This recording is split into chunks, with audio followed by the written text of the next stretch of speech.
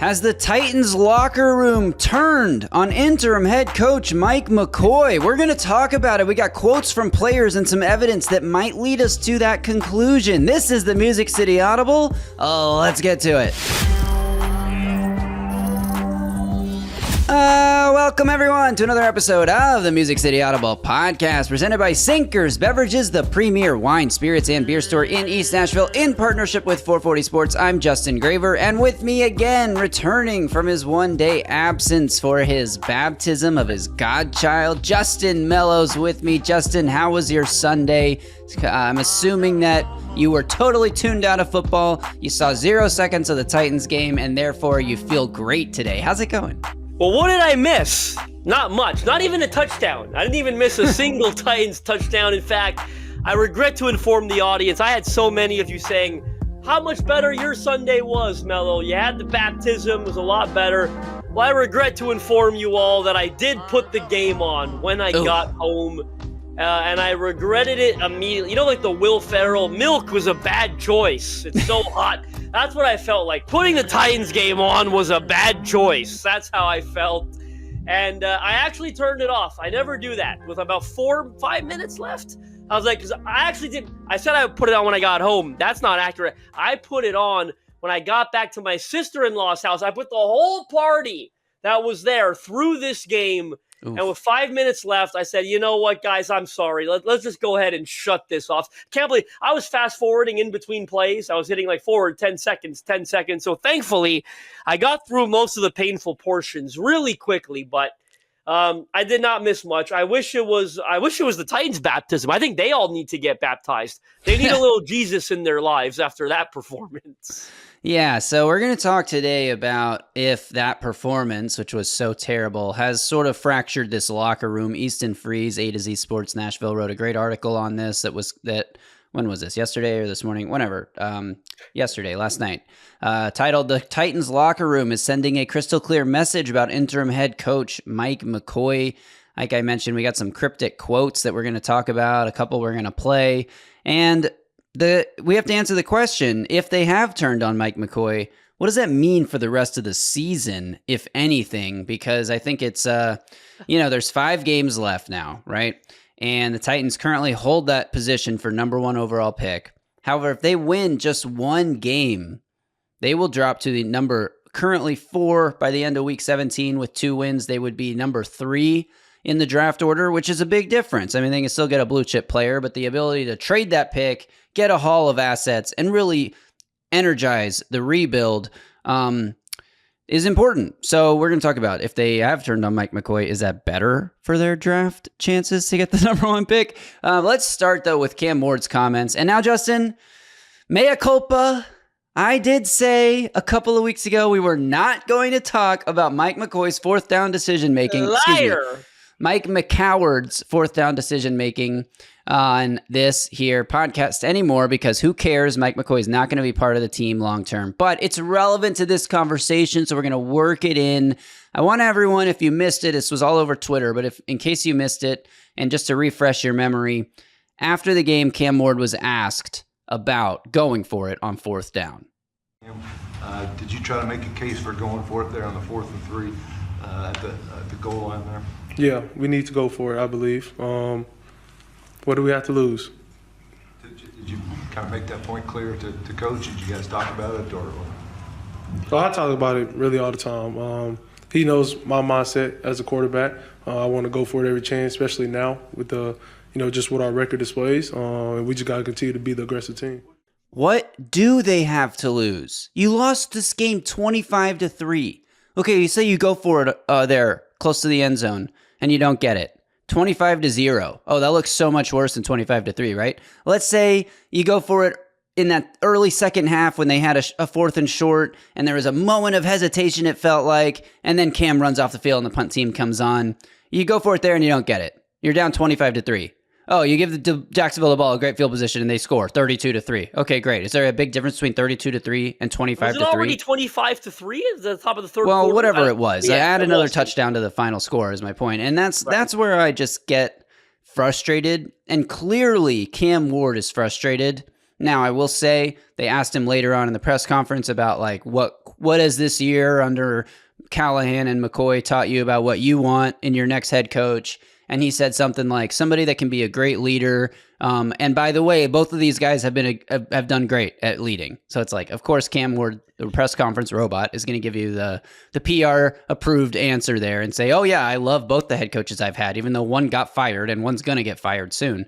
And people are actually calling for the firing of an interim head coach, which never, ever happens, right? That's where we're at with this team.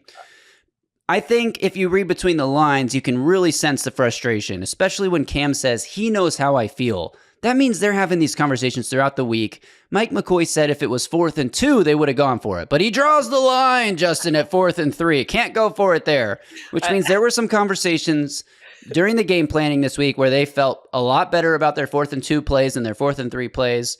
And Cam Ward has got to be in those meetings lobbying, just let us go for it, man. I mean, we are going to lose these games if we don't go for it and just kick field goals. We are not a good offense. We need extra possessions. We need to steal possessions when the defense has done their job.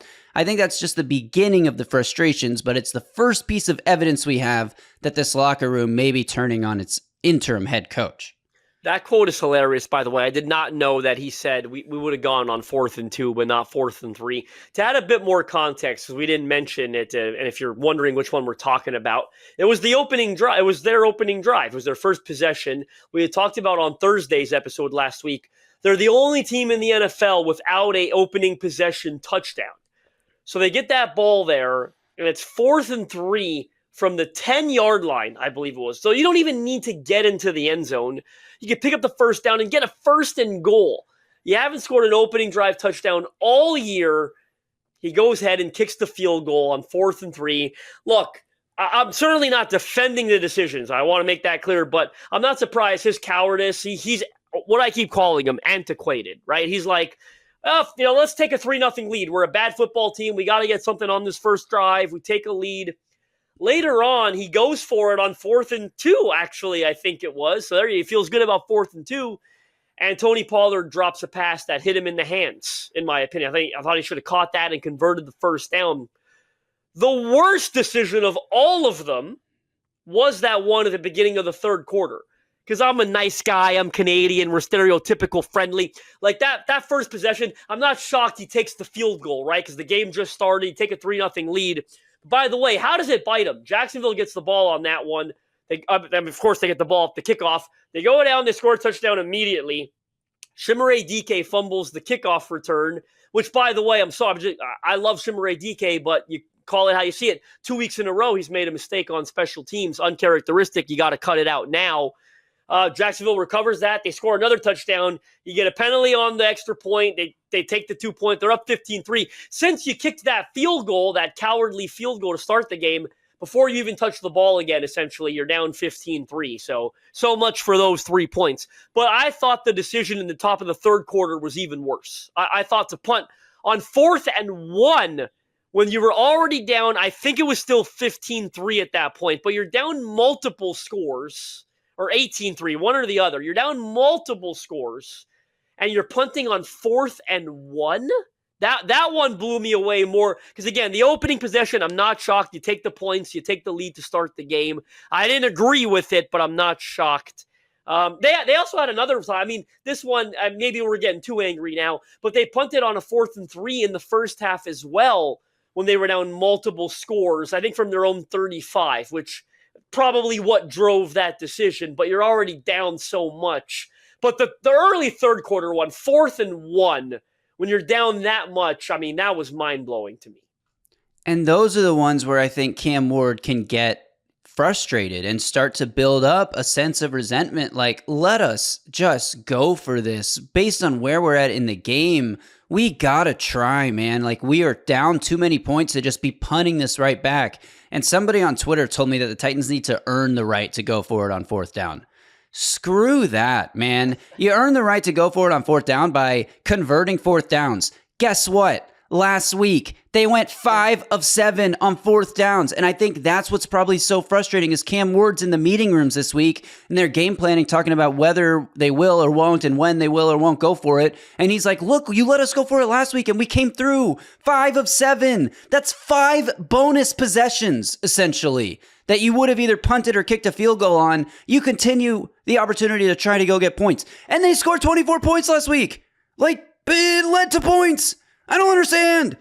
And this is where I think things can get really frustrating if you're a player like Cam Ward who can point to past success and say, why not? Like, what do we have to lose? The number of times a commentator has said during a Titans game this year, what do these guys have to lose? Just go for it. It outnumbers how many points they scored yesterday. And so I am getting frustrated as well, but we're not going to spend a lot of time frustrated with Mike McCoy. The conversation is not about should they be going for it, should they not be going for it. We know they should, and we know they won't, because that's Mike McCoy. The question is this tearing apart the locker room? Or is the lack of success overall on offense tearing apart the locker room? I'm going to read you a quote from Arden Key, because the video quality, Titans YouTube didn't post this one, so it's just cell phone video quality. Shout out to JT Runke for getting this audio and this quote. But Arden Key was asked if yesterday's performance, felt like a setback after they had 3 pretty competitive games, and if there was something that happened out there on the field that led to things being less competitive than the prior weeks. And he said, quote, "A lot happened. Some stuff I really can't talk about because I'll get in trouble, but it definitely was a lot of things that happened today. We just have to look at the film and see about it." He was then asked to clarify those comments. Are you talking about the jawing going on between you guys and the Jags players on the field and the skirmishes that broke out? And no, none of that. Just some extra, I can't speak on it. But yeah, it definitely was some extra things going on. Now, to be fair, we don't know what Arden Key exactly is talking about, but when we were discussing this pre-show, I believe your comment was, that sounds in-house.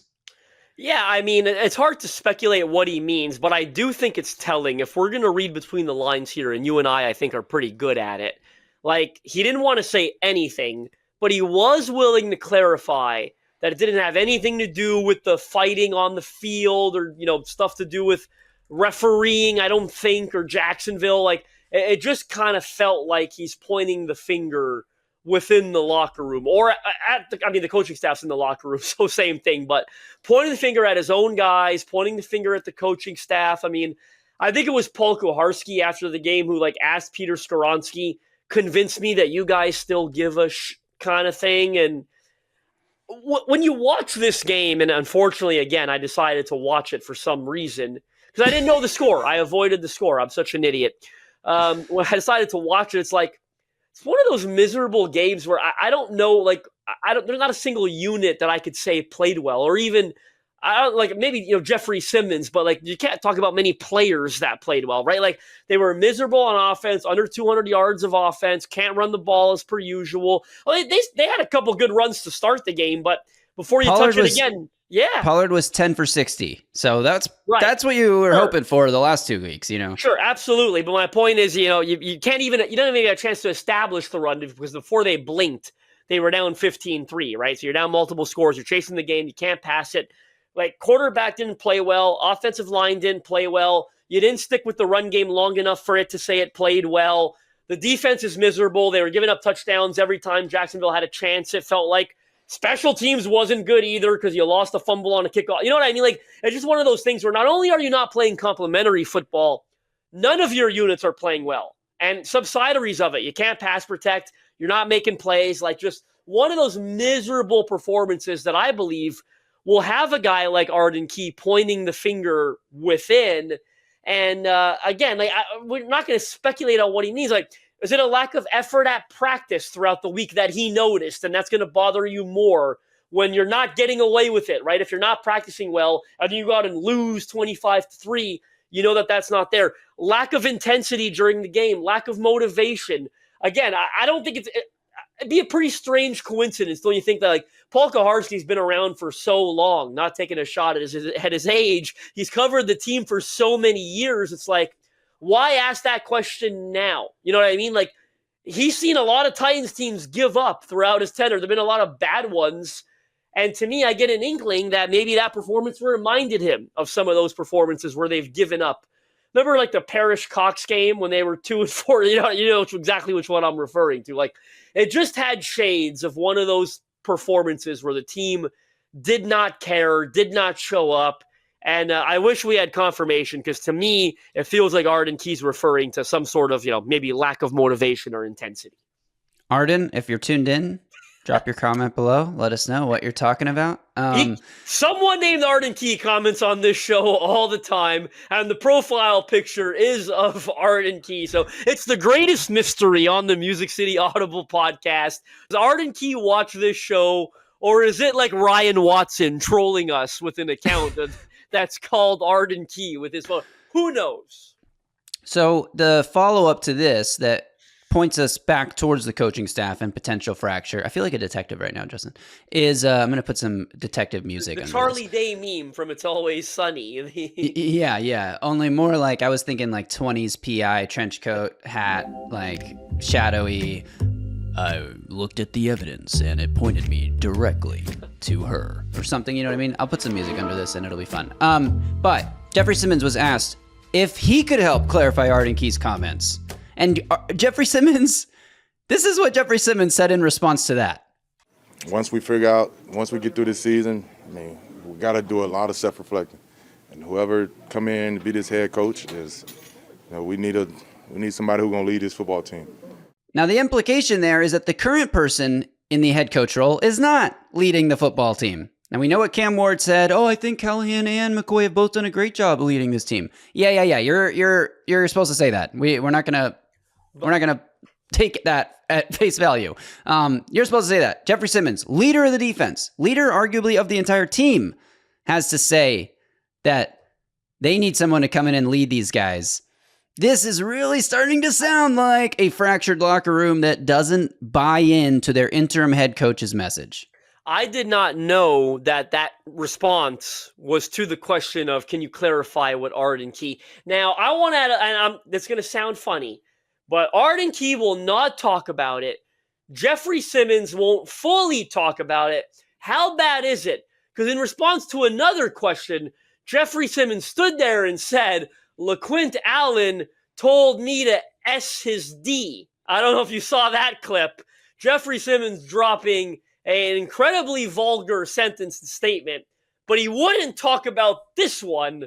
I find that a little ironic and funny. Like, how bad is what they're referring to, right? Like, I think you know what I mean, right? Like, and don't forget, was it a week ago or two? It must have been 2 weeks ago when they had a bad game. When Arden Key threw a bunch of young guys under the bus, he was like, when I came into the league, if an old head pulled me aside and told me I had to get something right, you just got it right and did it.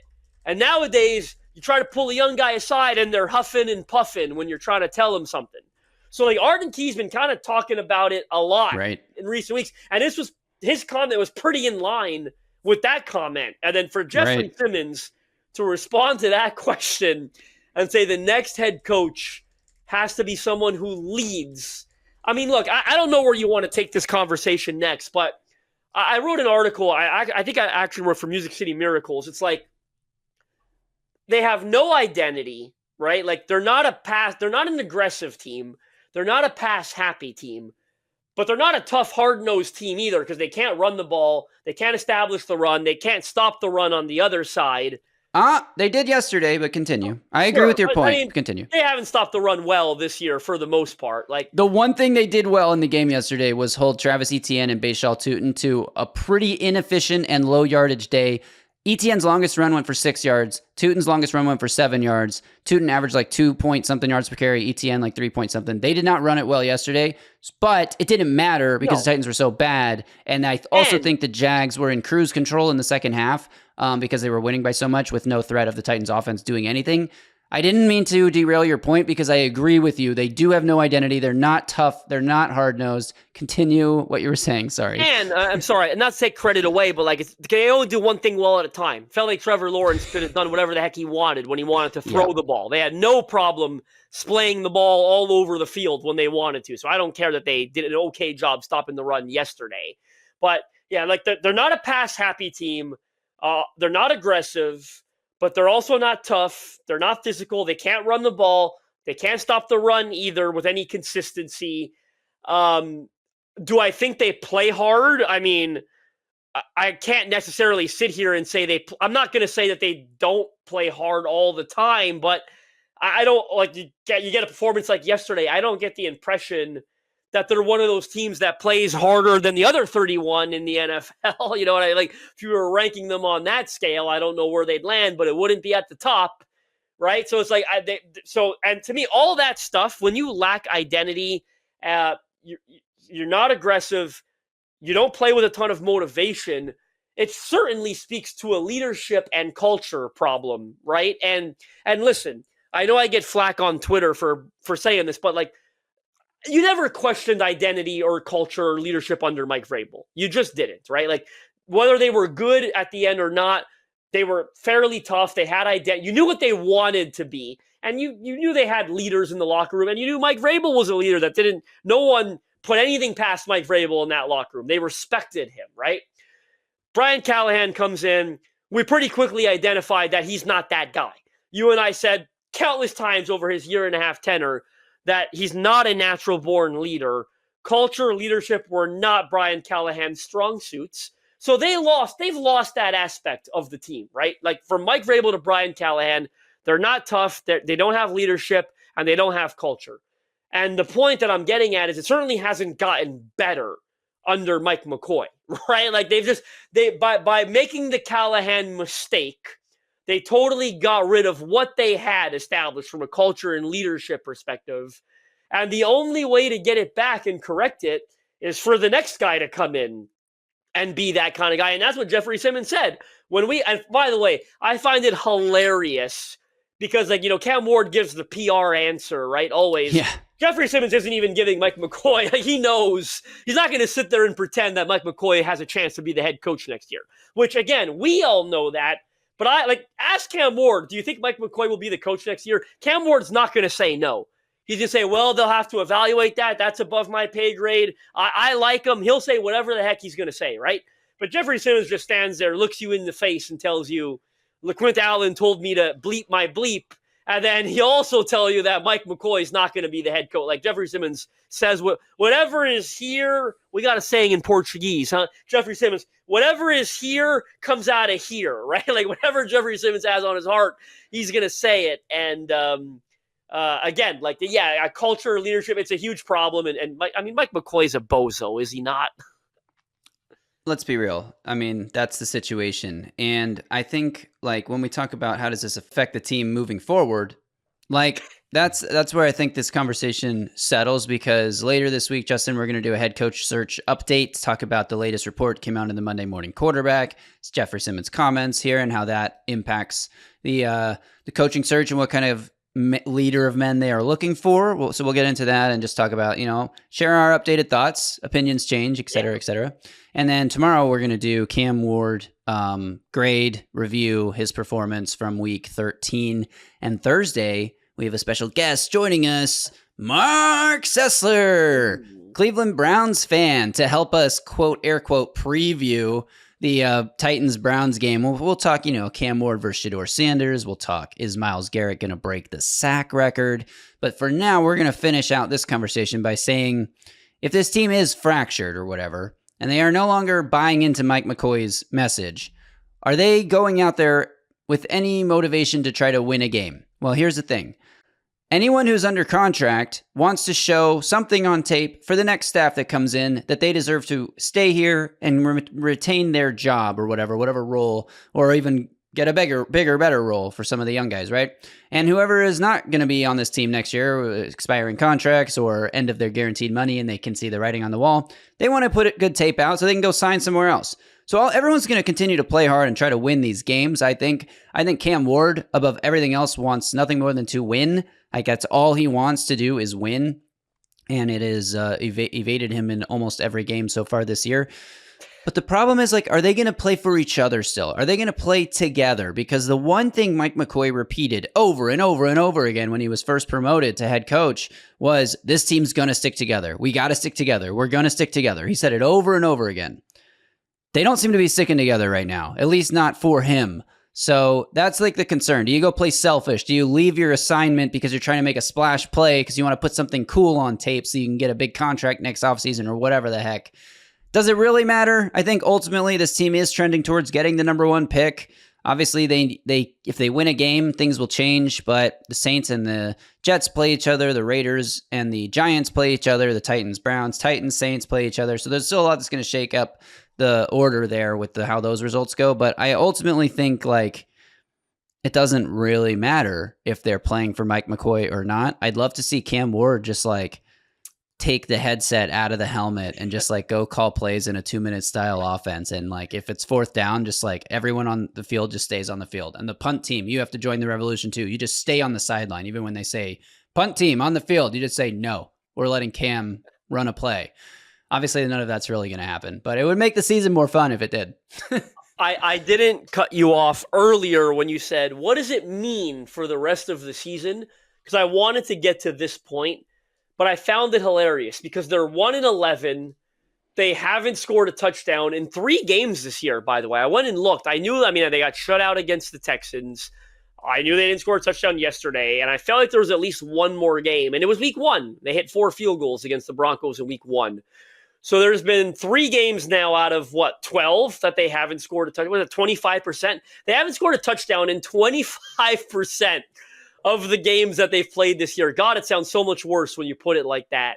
So what does it mean for the rest of the year? They're going to keep looking the way they've looked? I don't know. Like, what's the worst thing that can happen when you stub your toe? You stub your toe again? You know what I mean? Like, it's just like they're just going to keep doing what they've done all year, and that's be bad and suck and ruin your Sundays unless you got a baptism that takes you away from it. I told my in-laws, I hope you baptize them again next weekend. I'd love to have an excuse to not watch them play next Sunday again. Look, but I think what's important here is the long-term outlook. Like, I don't necessarily believe in that something like this could do long-term damage. Because you're going to have a new head coach next year. You're going to have a lot of roster overturn. I mean, some of these guys, you need a J.C. Latham, a Tavondre Sweat, a Peter Skoronski. Like, you got to make sure that the habits and whatnot doesn't reach the point of no return. But I don't really worry about that. I mean, maybe I'm naive, but when you have a new head coach come in, and they're going to prioritize, I think, toughness, culture, leadership, all the stuff that Mike Borgonzi and Chad Brinker know they don't have right now. They're not going to hire another dweeb like Brian Callahan. They're going to bring in someone who's tough. It is what it is. They're going to bring in someone who's tough, right? So I don't really worry about the habits because the next head coach, I believe, will be good enough, will be smart enough, will be tough enough, will put enough emphasis on culture and toughness that if you think you can get away with the crap that went on last year, you're going to learn in June that that's not the case, right? Like OTAs, they're going to set a tone voluntary from the beginning. This has got to be a new football team. This can't be the football team of last year. And like none of the coaches are going to be back. I mean, maybe 3 of them tops. And I'm including like Bones Fossil, maybe Luke Stalker, who's done a decent job at tight end. Like this staff's going to get wiped out pretty much, right? You always have 1 or 2 holdovers you've never even heard of. Like new guy's going to come in and interview the assistant to the assistant regional manager and be like, this guy's pretty decent. We'll keep him around. So it's like new staff, a lot of roster overturn. They got a ton of guys on 1-year contracts. They're going to cut a bunch of guys. Like, I don't worry about long-term ramifications, but there's no doubt that they've got a culture and leadership problem right now. And, I mean, have they quit on Mike McCoy? I don't know. They played pretty hard a week ago against the Seahawks, a really good football team. So I hate to, have that conversation just a week later, in all honesty. That's, the devil's advocate avenue of it. Why did they quit in week 13 after not quitting in week 12 against a good football team? But whatever Arden Key talked about behind the scenes, I mean, I thought that was interesting, and we'd love to know more. So again, Arden, drop your comment below. I have one last theory. First of all, let me say Jeffery Simmons never quit. Jeffery Simmons was playing his ass off deep into the fourth quarter, down 25-3. Yep. and getting pressure and was the main reason the Titans had multiple shots to get garbage time points in the fourth quarter. Of course, they didn't capitalize on any of those, but Simmons is a monster. He was playing like a monster. There was a great note on the broadcast from Aditi Kikamwala who said that she talked to Simmons this week and that Simmons had a sit down with executives who, the Borgonzi and Brinker types of this team, asking about, like, do you want us to move you? Do you want to stay? Like, what do you want? We can help, do right by you. And he said, I want to be here. I'm not someone who runs from adversity. I want to be part of and lead the turnaround here. And I believe in the vision, the long-term vision that this front office has. So Jeffery Simmons, I love you as a fan of this team. I love you. I think you're awesome. Keep doing what you're doing. And the team around you just has to step up and get better.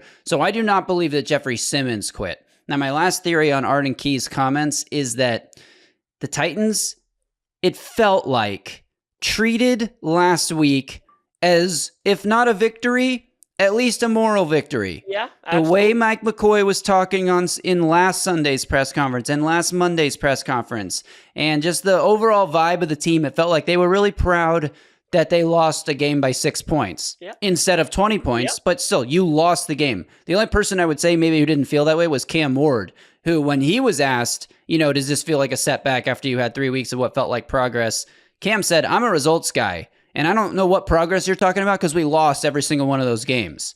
So he's the only guy I would say maybe didn't feel this way. Maybe Arden Key noticed some younger guys or some other, or who knows, young, old, whatever, some guys in the locker room that were taking things a little easy this past week. So they're like, hey, we've been playing better. We don't need to really work as hard. We almost beat the Seahawks, even though you had a late touchdown that made it a closer game than it really was. So that's my last theory, is that they just took this, they got a little high on their own supply, a little full of themselves after last week's, I wouldn't even call it good performance, but better performance against Seattle, and then carried that into this game against Jacksonville. It's an inexcusable thing, and that's what your head coach needs to be leading the team on Monday morning after that game against Seattle and say, we did a lot of good things, but ultimately you guys are losers. You know what a loser is? Someone who loses. So therefore, by definition, you're all losers. Do you want to be winners next week? Let's go work hard. I'm not saying that did or didn't happen. We have no way to know, but that's where that would be, if I had to pick something that he's talking about and bet my life on it, that's what I would be betting on. Well, you bring up an interesting point, because I believe it was Easton and I think Teron Davenport agreed on Twitter last week that they felt Mike McCoy's tone in the press conference after the Seattle game was a little too celebratory, as if they had won the game. So that's an interesting point you bring up. Maybe they got it high on their own supply, as you said. I mean, it sounds like a Breaking Bad quote, a Jesse Pinkman problem, but it just feels like, remember last year when they beat the Texans, and I want to say they came out and laid a huge egg the following game, and we all said, well, they beat the Texans. That's all that matters to Amy Adams Strunk in a season like this. So it's they've been prone to that in recent years. When they have a performance that's half decent, sometimes they follow it up with a massive, massive stinker. So could well be within the realm of possibility. So you're saying we should have seen that coming. All right. I think that's going to do it for this one. We appreciate all you guys tuning in. Shout out Sinkers Beverages for sponsoring the channel. Head to sinkersbeverages.com. Check out the In Crowd for free exclusive perks. And thanks to all of you for continuing to tune in. Had a fun time with you guys on the live stream yesterday, but we missed Justin. We're glad he's back. And back to the PI thing. I think we have solved the case today, Justin, as I stare out my window and the rain pours down. I'm going to get up and leave. This is the worst iteration of a Sherlock Holmes film I've ever seen. Sorry, I'm freestyling. I should have written something down first. But anyway, thanks everyone. Drop your comment below. Subscribe to the channel. We're pushing for 6K now. I mean, we got to hit 6K at some point, right? We're pushing for 6K, so hit that subscribe button. Send the link to a friend. Create a second Gmail account. Connect it to YouTube. Subscribe to the pod from that one as well. We appreciate all you guys. Remember to drop a comment below. What are your theories? If we're calling you up out of the PI bullpen to solve this case with us. I don't know. Justin, sign us off. Ladies and gentlemen, we will be back tomorrow. I promise to put an end to Graver's cheesy jokes. There will not be any of them tomorrow. We'll be back. By then, Graver and I will both watch the game, rewatch the game, all 22 and all that. We're going to talk a little Cam Ward honest review of his performance, assign him a letter grade as we do after every game. And then we'll be back later this week with updates on the coaching search. We'll have a great episode with Mark Sessler, a little heed the call MCA crossover, if you will. Until tomorrow, y'all stay safe out there and tighten up.